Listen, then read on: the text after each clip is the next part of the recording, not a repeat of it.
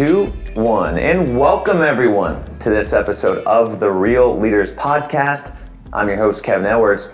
Joining us today, folks, is Jeff Mclelan, the CEO of Humanity. Jeff, thanks for being with us today. Thank you. So Jeff, we're here talking about a little bit about impact. Tell the viewers about your impact journey. What's the origin? Yes, we purchased a brand 2 years ago, and it's called Humanity. And of course, it goes off the humanitarian basis of the name and towards and following up with a tea product. So we kind of have a name that generalizes, humanitarian, and having people understand the causes and good causes for humanitarian issues, and then with tea.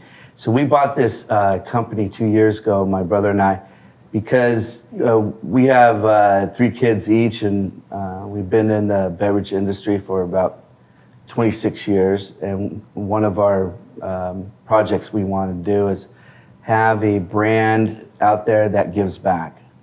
So we thought Humanity was a great opportunity for us to have a name and towards paying it forward towards awareness of humanitarian issues, and then creating a premium, organic, non-GMO tea brand out in the U.S. So incredible. And let's expand on that a little bit more with the birth of your children. What does that do for the mindset? And tell me about that powerful experience.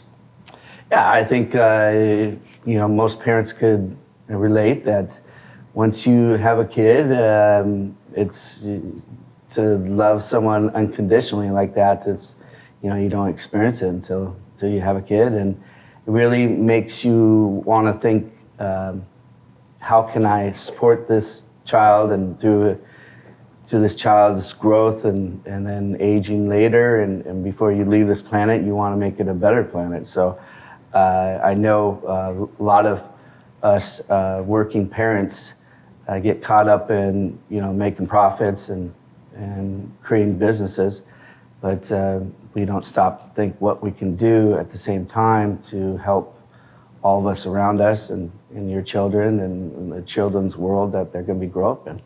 A few of the guests that have come on have talked about a question that was asked at this conference, and it was, are you a product with a mission or a mission with a product? How do you answer that question? I would say that Humanity is a product with a mission, and because we are for profit. The company is for profit, but we want to use this as a vehicle to help market, expose a lot of benefits to these humanitarian companies, and we want to help people along the way. And years from now, for this company and this brand to be successful, sure, it has to generate money and be successful in the marketplace, but the end result is we want to see change and us to contribute change towards 2 of our partners in humanitarian issues. And so let's talk about the business experience that you wanted to bring to this company that you acquired. What were some of the things that was missing that you saw an opportunity that you say, hey, you know what, with my experience and connections, I can probably help grow this organization? What was it needing? Well, the particular company brand was established 5 years ago, and was with 3 partners that had side jobs at the same time. So they didn't have the resources to grow it as fast. But first of all, we were looking for a company that we could purchase and then grow quickly. When we saw Humanity, it brought together all the things that we were looking for, and that is to grow a company that pays it forward for humanitarian issues, and then also we looked into the tea market, and with our due diligence, we found out that 87% of millennials drink tea, right now. So that was a really good fact for us to know during our due diligence, to know that if we get into this brand, we have a lot of growth in the tea segment. So. And what about millennials' purchasing habits from a conscious consumer aspect did you find attractive about Humanity? Yes, well, with the millennials and Gen Zs, they're more and more, compared to like Gen Xs, are loyal to their brands. And they really focus on lifestyles, they focus on brands that they want to follow and contribute, that will that's aware of environmental issues, social issues, and make it a better world. And through our research, we see the Gen Zs and millennials focus on that more than any other generation. And what humanitarian efforts are you focusing on to serve? Yeah, so it was, we looked at a lot of different humanitarian nonprofits and their missions. But two of them stuck out to us. One is Together We Rise, which helps kids in foster care throughout the country. And there's around 430,000 kids in the foster care program at all times. And this company helps with the agencies, helps with these kids from they're very young all the way up through college. And they kind of humanize it even more within the system. They help these kids when they get transferred from one family to another.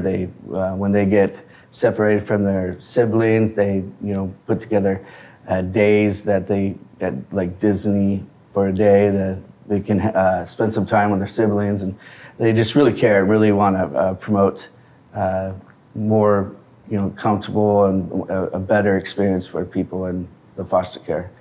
And then our second company that we partnered up with, it's American Foundation for Suicide Prevention. And so we have one issue that humanitarian issues that are not really talked about a lot, and that is foster care kids.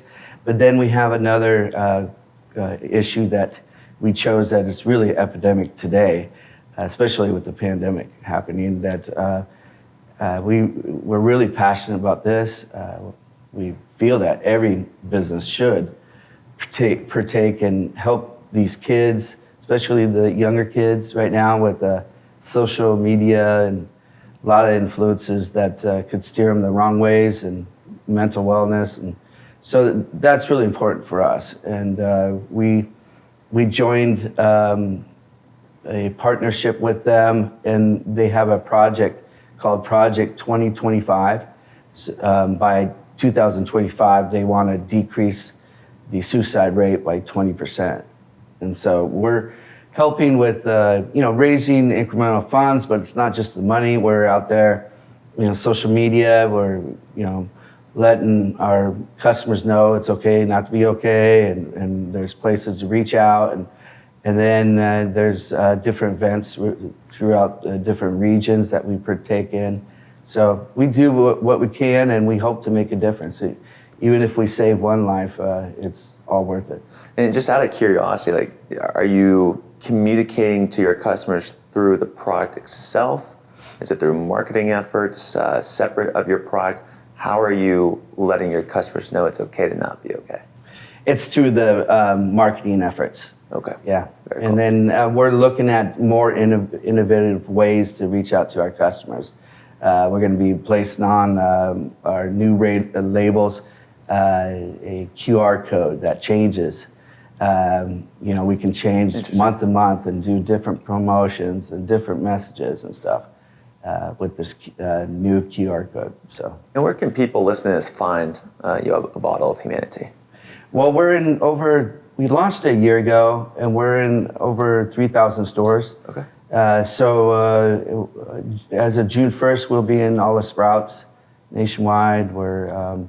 So it's a marathon, and to get 3,000, it was pretty good after coming out of the pandemic, but we have a long ways to go. But you can go to our website at drinkhumanity.com, and order free shipping. You can order from our site, and then on the site it has a map, and you can put in your zip code and find out the nearest store.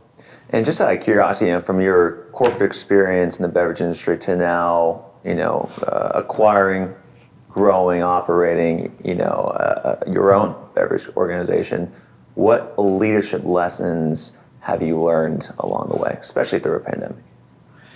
Yeah, I mean, we've been at this for 26, 27 years. We've owned multiple companies and partnerships. We've been in manufacturing. One thing I learned that was very vital growing businesses is that employees are your backbone, and they're your team, they're your family.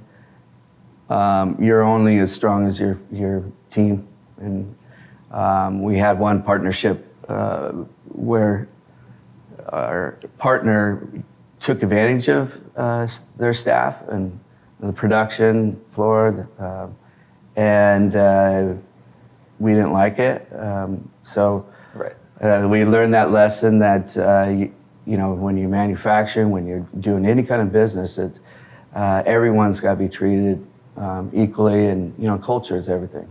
And so I brought that on to my next company, and we built from ground employee one, we placed in a great culture. And as of today, everyone's there.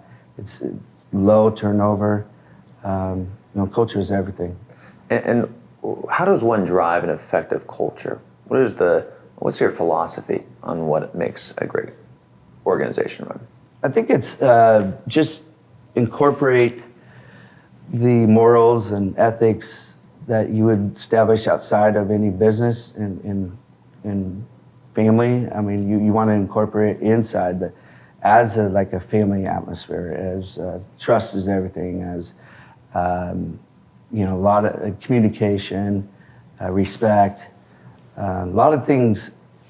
I've seen a lot of entrepreneurs raise companies, and some forget about the vital morals and ethics that people want to be around with, as individuals. And then when they go to business, they think it's like Monopoly or a game where they fail because they're not treating their employees like any other human being, like they do with their family. And I think that's you see that a lot in big companies. They forget that. Well, Jeff, it's been a pleasure speaking with you today. Let's bring this home. What is your definition of a real leader? Well, I think a real leader realizes that they're never